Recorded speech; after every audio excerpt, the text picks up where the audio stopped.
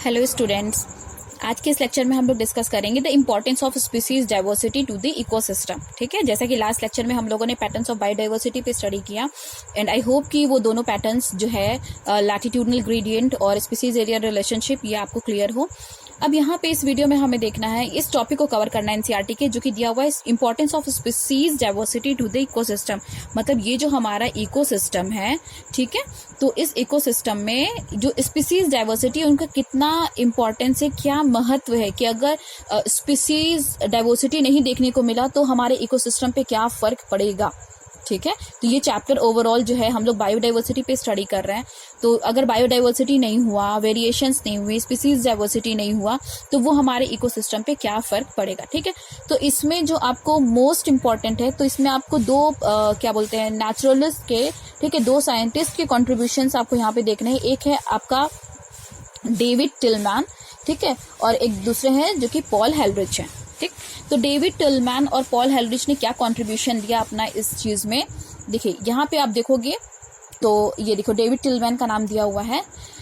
तो David Tilman ने क्या बताया, सिर्फ डेविड टिलमैन और पॉल एलरिच के बारे में आपको यहाँ पे पढ़ना है। ठीक है, तो डेविड टिलमैन ने क्या कहा कि जैसे जैसे हम लोग एरिया को इंक्रीज करते रहते हैं और या फिर जैसे जैसे ईयर, ठीक है, जैसे जैसे ईयर पास होते रहते हैं, 1 साल आया, 2 साल आया, 3 साल आया, ठीक है, तो उनमें क्या होगा, स्पीसीज में वेरिएशंस होंगे। ठीक, जब स्पीसीज में वेरिएशंस हो रहे हैं तो उनकी जो प्रोडक्टिविटी है, प्रोडक्टिविटी आप समझ रहे हो, मतलब टोटल बायोमास प्रोडक्शन, ठीक है, जो स्पीसीज के टोटल बायोमास प्रोडक्शन है वो भी कहीं ना कहीं वैरी करते हैं, लेकिन वो बहुत ज़्यादा वैरी नहीं करते हैं, बहुत ही कम वैरी करते हैं। जैसे आप एग्जांपल ले लो, यहाँ पे दिया हुआ है टिलमैन का, Tilman found that plots with more species. देखो टिलमैन ने जो स्टडी की थी ना, वो बहुत लार्ज एरिया और ओपन एरिया में स्टडी किया था इन्होंने, टिलमैन ने, ठीक है, और टिलमैन ने उसी ओपन एरिया पे स्टडी करके इन्होंने अपना जो व्यू रखा, अपना जो स्टडी का जो इन्होंने कंक्लूजन निकाला, इन्होंने कंक्लूजन अपना क्या रखा कि plots with more species showed, ठीक है, एक ऐसा प्लॉट, सपोज मान लो ये एक प्लॉट है, ठीक है, और यहाँ पे बहुत सारी स्पीसीज हैं, ठीक है, ये क्या दिया हुआ है, plot with more species showed less year two year variation, ठीक है, इन टोटल बायोमास। सपोज यहाँ पे ये सारी स्पीसीज रह रही है, ठीक है, ये आप मान लो ये पहले साल की बात है, ईयर फर्स्ट, आप एग्जाम्पल ले लो, ये ईयर फर्स्ट की बात हो रही है, यहाँ पे बहुत सारे स्पीसीज रह रहे हैं, ठीक है। अब जब आप क्या हो गया, ये वापस से इनमें क्या हो गया कि जब आप 10 साल बाद देखो और या फिर जब आप नेक्स्ट ईयर में देखोगे, या ईयर 2 हम कर दे रहे हैं यहाँ पे, अब इस ईयर 2 में क्या देखोगे कि स्पीसीज जो है आपका यहाँ पे इस वक्त जब आप टोटल बायोमास देखोगे ना, जो इनका टोटल बायोमास है, सपोज मान लो टोटल बायोमास ए है, ठीक है, इस एरिया का जो ईयर 1 में है, जब आप ईयर 2 में देखोगे तो भी उतना बायोमास उनका क्या रहेगा, ए ही रहेगा। जब आप ईयर 3 में देखोगे तो भी उनका बायोमास कितना रहेगा, ए ही रहेगा, ठीक है। तो मतलब इनके बायोमास में, इनकी प्रोडक्टिविटी में बहुत ज्यादा वेरिएशन नहीं आएंगी, ठीक है। तो ये किनका कंक्लूजन था, ये डेविड टिलमैन का कंक्लूजन था कि ईयर टू ईयर जैसे ही जैसे ईयर क्या हो रहे, पास हो रहे हैं, ठीक है, बढ़ रहे हैं, लेकिन जो बायोमास प्रोडक्शन है, जो प्रोडक्टिविटी है, प्रोडक्टिविटी में हमें ज्यादा वेरिएशंस देखने को नहीं मिलेंगे, ठीक है। वो कैसा रहेगा, वो एक स्टेबल रहेगा। जैसे पहले ईयर में हमें ए बायोमास दिखा, नेक्स्ट ईयर में भी हमें ए बायोमास दिखेगा, उसके बाद के एरिया में भी हमें ए ही बायोमास दिखेगा, नेक्स्ट ईयर में भी हमें ए ही बायोमास दिखेगा, ठीक है। तो ये किसका कंक्लूजन था, ये डेविड टिलमैन का कंक्लूजन था, ठीक है। और इन्होंने स्टडी की थी बहुत से ओपन एरिया में, बहुत प्लॉट पे इन्होंने किया था। और यहाँ पे देखो क्या लिखा हुआ है, ही ऑल्सो शोड, उन्होंने ये भी बताया अपने एक्सपेरिमेंट्स के थ्रू कि increased diversity contributed to higher productivity, ठीक है।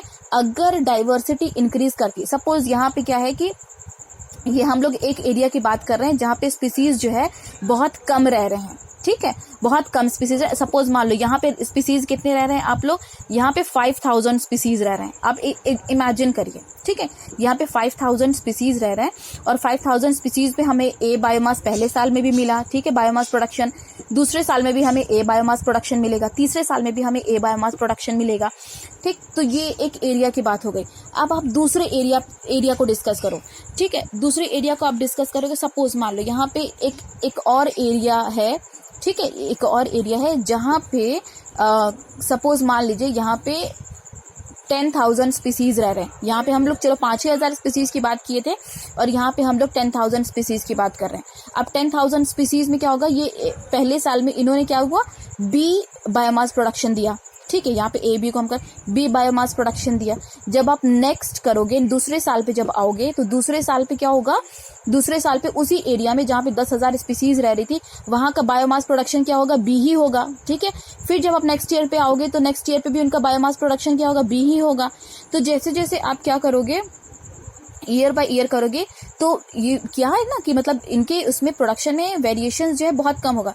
लेकिन जब आप इनको और इनको कंपेयर करोगे, जहाँ पे 5,000 स्पीसीज है, तीसरे साल के 5,000 स्पीसीज पे आओ Y3 पे, ठीक है, और तीसरे साल के यहाँ पे Y3, ठीक है, और ये 10,000 की स्पीसीज पे आप आइए, तो इनमें आपको डिफरेंस देखने को मिलेगा या नहीं मिलेगा? जाहिर सी बात है मिलेगा, क्योंकि यहाँ पे आप लोग 5,000 स्पीसीज के बायोमास प्रोडक्शन की बात कर रहे थे, यहाँ पे आप 10,000 स्पीसीज के बायोमास प्रोडक्शन की बात कर रहे हैं, ठीक है। तो यहाँ पे जैसे जैसे मतलब बोल रहे हैं कि जैसे जैसे डाइवर्सिटी इंक्रीज करेगी, प्रोडक्टिविटी भी उतनी ही इंक्रीज करेगी। प्रोडक्टिविटी क्या है आपका, टोटल बायोमास प्रोडक्शन, तो ये भी इंक्रीज करेगा। तो ये इसको किसने बताया, डेविड टिलमैन ने बताया। डेविड टिलमैन ने क्या बोला कि जैसे है ना, जो प्लॉट है, जो बहुत मतलब जो स्पीसीज को शो कर रहा है, ये क्या शो करते हैं, less year two year variation in total biomass, ठीक है। जैसे पहले साल में भी ए था, दूसरे साल में भी ए था, तीसरे साल में भी ए था। अब बिल्कुल एकदम एग्जैक्ट नहीं, कुछ पॉइंट तो फर्क रहेगा ही, लेकिन ये है कि इतना फर्क नहीं रहता कि हम लोग उनको पकड़ ले, ठीक है, मतलब इतना फर्क रहता है कि हम लोग उसको नेग्लेक्ट कर सकें, जितना नेग्लिजिबल रहे हमारे लिए, इतना फर्क रहता है। तो ये जो कंसेप्ट था, ये किसका कंसेप्ट था, डेविड टिलमैन का दिया हुआ था, ठीक है। तो अब ये दिखा रहा है कि हाँ, कि मतलब इकोसिस्टम पे स्पीसीज भी जो है, इनकी प्रोडक्टिविटी जो है कहीं ना कहीं बहुत ज़्यादा फर्क डालती है, बहुत ज़्यादा इफेक्ट आता है हमारे इकोसिस्टम पे। किसका फर्क आता है, स्पीसीज डाइवर्सिटी का। अगर कम है स्पीसीज तो कम प्रोडक्टिविटी है, और ज़्यादा स्पीसीज है तो ज़्यादा प्रोडक्टिविटी है, ठीक है। तो ये डेविड टिलमैन ने बताया। अब जो दूसरा पॉल एल्ड्रिक ने बताया, पॉल एल्ड्रिक ने एक हाइपोथेसिस दी जिसको बोलते हैं रिवेट पॉपर हाइपोथेसिस, ठीक है। रिवेट पॉपर हाइपोथेसिस क्यों कहा गया, देखो, एक होता है थ्योरी, एक होता है हाइपोथेसिस, ठीक है। जब क्या बोलते हैं हम लोग स्टडी करते हैं, जब हम लोग साइकोलॉजी की स्टडी करते हैं तो साइकोलॉजी में ये टर्म बहुत आते हैं। एक होता है थ्योरी, एक होता है हाइपोथेसिस, ठीक है। थ्योरी क्या होता है कि जिसको बहुत सारे लोगों ने प्रूव कर दिया, ठीक है, और वो मतलब बिल्कुल श्योर है, डेड श्योर, जैसे हम लोग बोलते नहीं है कि हम लोग लॉज पढ़ते हैं, थ्योरी पढ़ते हैं, हाइपोथेसिस पढ़ते हैं, मतलब लॉज, जैसे न्यूटन के हम लोग लॉज पढ़ लिए, first law of motion, second law of motion, third law of motion, मतलब वो बिल्कुल चेंज नहीं हो सकता और बिल्कुल प्रूव्ड है वो सारी चीज़ें, तो वो हमारे लिए लॉज हो गए। उस पर जो सारी चीज़ें निकल के आती है वो थियोरीज होती है जो बिल्कुल प्रूव्ड होती हैं, ठीक है। लेकिन हाइपोथेसिस एक ऐसा चीज़ है जो कि होता है ना, लोग थेसिस बना रहे हैं, लोग परिकल्पना कर रहे हैं, लेकिन अभी तक उसको प्रूव नहीं किया गया है। तो ये जो पॉल एल्ड्रिक ने भी बताया है, उस पर भी अभी स्टडी चल रही है, अभी भी ये इनका एक थेसिस है, ये कि हाइपोथेसिस है, ये अभी पूरी तरह से थियोरी में कन्वर्ट नहीं हुआ है, ठीक है। तो अब इन्होंने क्या बताया, पॉल एल्ड्रिक ने कहीं ना कहीं ये बहुत सही स्टडी की, बहुत सही कंसेप्ट इन्होंने दिया है इकोसिस्टम के बारे में। इन्होंने क्या बताया कि एक पूरे इकोसिस्टम को हम लोग किसकी तरह कंपेयर कर रहे हैं, एरोप्लेन की तरह कंपेयर कर रहे हैं, ठीक है। एरोप्लेन, चलो एरोप्लेन का चलो स्ट्रक्चर बना ही लेते हैं। अगर आप, ठीक है, आप इमेजिन करो, कोई मछली ना बोल देगा इसको, ठीक है, इमेजिन करिए कि ये एरोप्लेन है, ठीक है। अब एरोप्लेन को जब आप देखोगे तो चलो ये एरोप्लेन की मेन बॉडी हो गई, ये एरोप्लेन के विंग्स हो गए, ठीक है। और जब आप एरोप्लेन को पास से जाके देखोगे ना तो ऐसा नहीं कि एक बड़ा सा बस ये एक शीट हो गया एल्युमिनियम की और वो तुरंत मतलब पूरा एरोप्लेन कंप्लीट कर दिया। बहुत छोटी छोटी शीट्स होती हैं जो कि एक दूसरे को कवर करके, और हम लोग बोलते नहीं है जैसे नट बोल्ट्स वगैरह क्या करते हैं, उसको लगा के हम लोग उसको टाइट करते हैं। किसी भी मशीनरी पार्ट्स को नट बोल्ट्स हम लोग क्या करते हैं, उसको टाइट करते हैं ना। सपोज मान लो एक पार्ट ये हो गया और इसी के ऊपर हम लोगों ने दूसरा पार्ट रखा, तो हम लोग क्या किए यहाँ पे इसको नट बोल्ट से क्या करेंगे, टाइट कर देंगे। दूसरा एक पार्ट है, ये पार्ट रखा, उसके बाद हम लोग क्या करेंगे, इसको नट बोल्ट से टाइट कर देंगे। विंग्स को हम लोगों ने ज्वाइन किया, इसको मेन नट बोल्ट से टाइट कर देंगे, ठीक है। इसको किया, इसको मेन हम नट बोल्ट से टाइट कर देंगे। तो ये सारे जो छोटे छोटे जो पार्ट्स हैं जो कि ज्वाइन करने में हेल्प करते हैं, उनको क्या बोला गया, रिवेट्स बोला गया, ठीक है। ये रिवेट्स होते हैं और रिवेट्स को किससे कंपेयर किया गया, स्पीसीज से। ये जो छोटे छोटे दिख रहे हैं आपको, ठीक है, जो कि ज्वाइन करने में हेल्प करते हैं, वो हमारी स्पीसीज हो गए। और पूरी स्पीसीज को ज्वाइन करके हमारा क्या बन रहा है, पूरे रिवेट्स को ज्वाइन करके हमारा क्या बन रहा है, एयरप्लेन बन रहा है, जो कि किससे कंपेयर किया गया, इकोसिस्टम से कंपेयर किया गया है, ठीक है। तो आप इससे कंफ्यूज नहीं होगा, ये जो पूरा प्लेन है ये क्या शो कर रहा है, इकोसिस्टम शो कर रहा है, और ये जो छोटे छोटे पार्ट्स है वो क्या शो कर रहे हैं, वो आपका स्पीसीज शो कर रहे हैं, ठीक है। तो इन्होंने अपनी स्टडी में क्या बताया कि सपोज मान लीजिए कि इस पे जितने भी पैसेंजर चढ़ते हैं, पैसेंजर जाते हैं, अब वो क्या करेंगे, वो उतरते टाइम अपना एक एक रिवेट्स को निकालते चले, ठीक है। सपोज मान लो हम यहाँ से एक रिवेट्स को निकाल दिए, ठीक है, एक रिवेट्स को निकाल दिए, तो क्या ये इनको एरोप्लेन को अभी उड़ने में क्या बहुत ज्यादा डिफिकल्टी तुरंत फेस करने लगेगा एक रिवेट्स को हटाने पे? नहीं, एक रिवेट्स को हटाने में इनको बहुत ज्यादा डिफिकल्टी फेस नहीं होगा। तो उसी तरह इकोसिस्टम भी है हमारे। अगर हम इकोसिस्टम से किसी एक स्पीसीज को हटा देते हैं तो हमारे इकोसिस्टम बहुत ज्यादा डिस्टर्ब नहीं होगा, ठीक है। लेकिन हम जैसे ही हम क्या करेंगे कि दूसरे स्पीसीज को, दूसरे रिवेट्स को निकालते हैं, ठीक है, तो दूसरे रिवेट्स को जब निकालोगे तो क्या होगा कि दूसरे रिवेट्स को तुरंत क्या होगा उस वक्त कि इकोसिस्टम जो है वो थोड़ा बहुत ना बिल्कुल नेग्लिजिबल कुछ ना कुछ उनको थोड़ा बहुत इफेक्ट करेगा, ठीक है। जैसे जैसे 2 रिवेट्स निकाले, 3 रिवेट्स निकाले, 4 रिवेट्स निकाले, करते करते, ठीक। लेकिन जब आप मेन रिवेट्स को निकालोगे, मेन रिवेट्स जो आपके विंग्स को ज्वाइन किया हुआ है, ये होता है ना मेन रिवेट, और इसी को ही हम बोलते हैं की स्पीसीज। जब आप इनको निकालोगे तो इकोसिस्टम पे बहुत बड़ा डेंजर आ सकता है, ठीक है। बहुत ये यू नो कि इनको बहुत बड़ी प्रॉब्लम फेस करनी पड़ सकती है ये एयरप्लेन को, कि क्योंकि हम लोगों ने इनसे क्या निकाला, बहुत स्मॉल स्पीसीज को, या हम लोगों ने बहुत जो लेस वैल्यू स्पीसीज है उनको नहीं निकाला, यहाँ से हमने मेन की स्पीसीज को ही निकाल दिया, और जिसकी वजह से ये पूरी इकोसिस्टम जो है वो डिस्टर्ब हो जाती है। तो इन्होंने देखो क्या हम लोग को क्या स्टडी कर रहे थे, हम लोग कर रहे थे कि importance of species diversity in are ecosystem. तो यस, ये सारी स्पीसीज जो है हमारे लिए बहुत ज्यादा इंपॉर्टेंट है, हमारे इकोसिस्टम को मेंटेन करने के लिए, यहाँ पे बैलेंस मेंटेन करने के लिए, ठीक है। और जैसे ही हम क्या बोलते हैं रिवेट्स को निकालेंगे, जैसे जैसे रिवेट्स को निकालते गए क्या होगा, इनको उड़ने में दिक्कत आने लगेगी, ये क्या होंगे, क्रैश हो जाएंगे, गिर जाएंगे, पूरा खत्म हो जाएगा, ठीक है। उसी तरह जैसे हमारे इकोसिस्टम से स्पीसीज धीरे धीरे निकलेगी ना, वैसे हमारा इकोसिस्टम भी क्या होगा, डिसबैलेंस हो जाएगा, बिल्कुल खत्म सा हो जाएगा, ठीक है।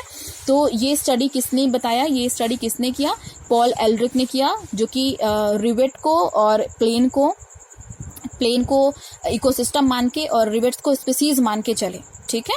तो ये सारा है कि जैसे जैसे यू नो कि इन्होंने बताया कि जैसे हम लोग स्पीसीज को निकालेंगे वैसे वैसे इकोसिस्टम पे बहुत ज़्यादा इफेक्ट आएगा। और यही हम नेक्स्ट वीडियो में देखेंगे, लॉस ऑफ बायोडाइवर्सिटी, कि बायोडाइवर्सिटी के लॉस होने से हमारे इकोसिस्टम पे क्या फ़र्क पड़ा।